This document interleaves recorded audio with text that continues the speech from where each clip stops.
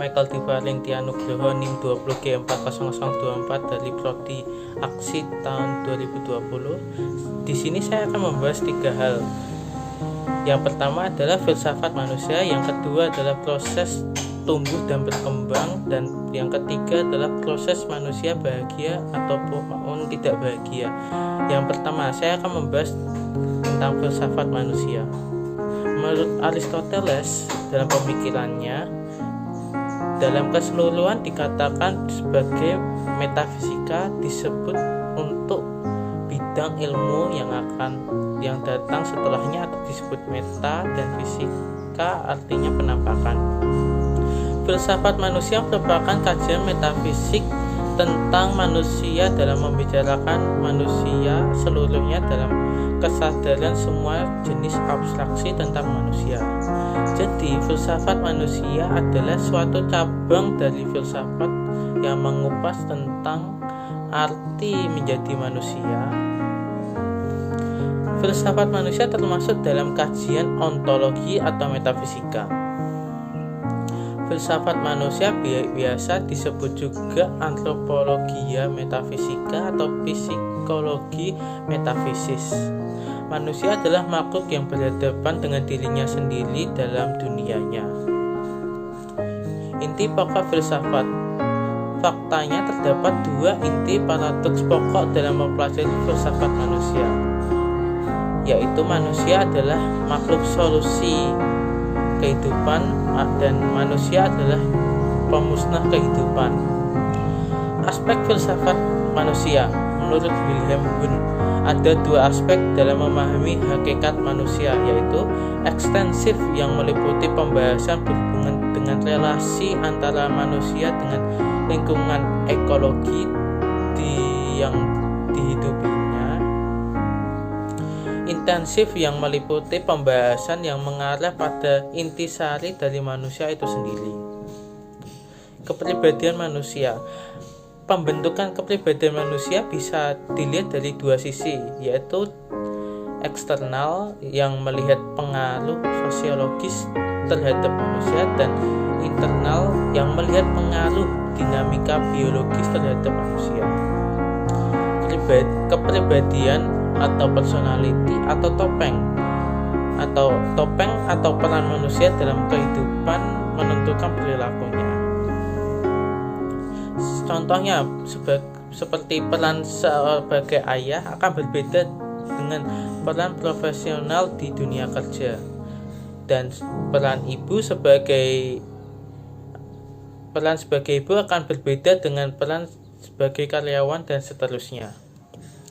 Fakta tentang manusia. Ciri fisik.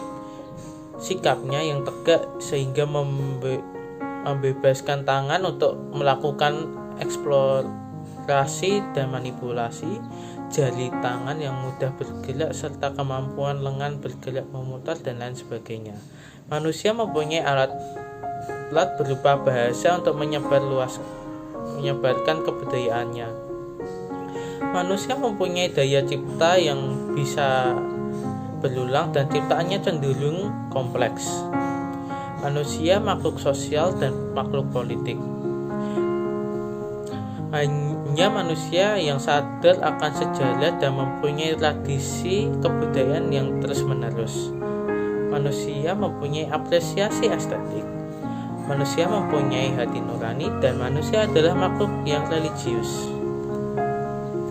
Teori kepribadian manusia karena faktor sosial. Teori Abraham Maslow tentang hierarki kebutuhan. Teori klasikal conditioning dari Pavlov. Teori evolusi Darwin yang mengacu perubahan manusia untuk bertahan hidup. Watak manusia dan masyarakat. Menurut Thomas Hobbes, manusia merupakan makhluk genjat atau homo homini lupus, sehingga harus diatur oleh hukum dan pemerintahan yang tak dapat digulingkan. Sifat dasar manusia adalah bersaing, agresif, loba, antisosial, dan bersifat kebinatangan. Negara berfungsi untuk menyatukan manusia untuk tidak saling membunuh. Menurut Jean-Jacques Rousseau, Manusia merupakan makhluk yang baik. Masyarakatlah yang merusak, yang membuat manusia jahat, seperti sifat mementingkan diri sendiri dan bersifat merusak. Negara berfungsi memungkinkan manusia untuk mendapatkan kembali sifat kebaikannya yang asli. 95% manusia dibentuk oleh kebiasaan menurut Aristoteles. Artinya, Anda membiasakan mempunyai gaya hidup A, maka Anda menjadi seorang A. Kebiasaan buruk mudah dilakukan, tetapi membuat hidup lebih sulit dihidupi. Sebaliknya, kebiasaan baik sulit dilakukan dengan teratur, tetapi membuat hidup mudah dihidupi. Lanjut ke materi proses perkembangan dan pertumbuhan manusia. Proses pertumbuhan dan perkembangan pada manusia adalah proses perubahan jasmani yang terjadi sampai mencapai kematangan fisik yang bersifat kuantitatif dan dialami oleh individu yang satu dengan yang lain berbeda. Pola pertumbuhan dan perkembangan ini terbagi menjadi dua fase, yaitu fase embrionik dan fase pasca embrionik. Filsuf yang mendukung tentang pertumbuhan dan perkembangan adalah Charles Darwin.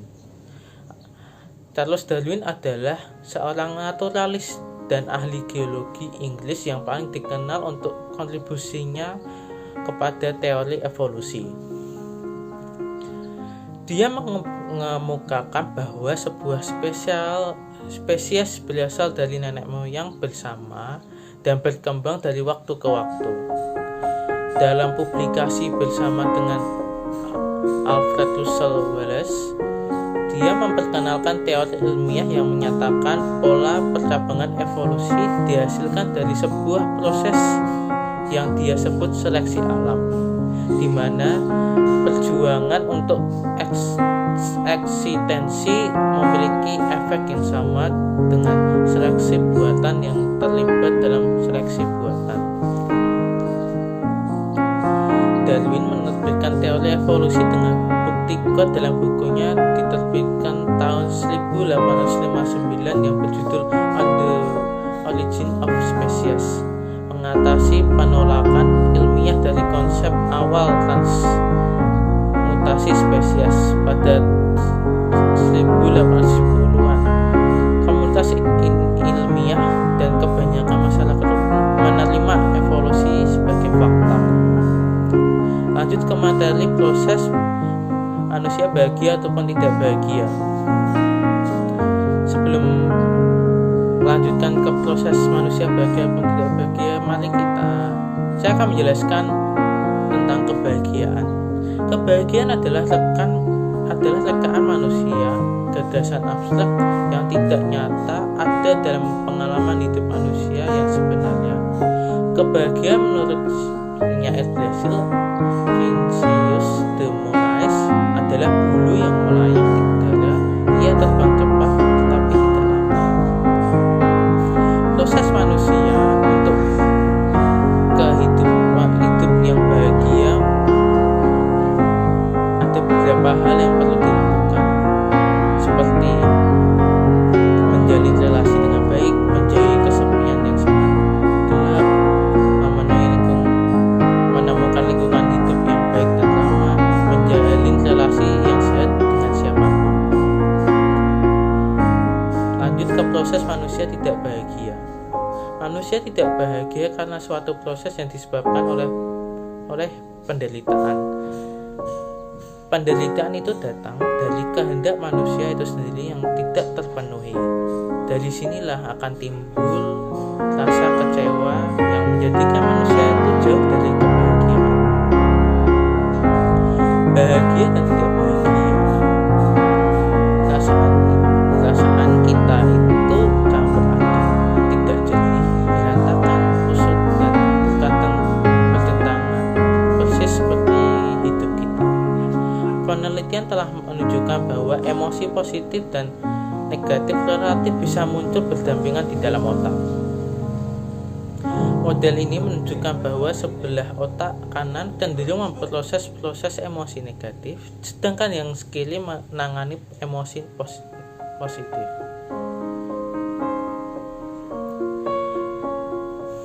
Maka patut diingat bahwa kita tidak dirancang untuk bisa bahagia terus-menerus, namun sebaliknya, kita dirancang untuk bertahan hidup dan bereproduksi. Karena tugas yang sulit inilah kita ditakdirkan untuk terus berusaha dan berjuang mencari kepuasan dan keamanan, melawan ancaman dan menghindari rasa sakit.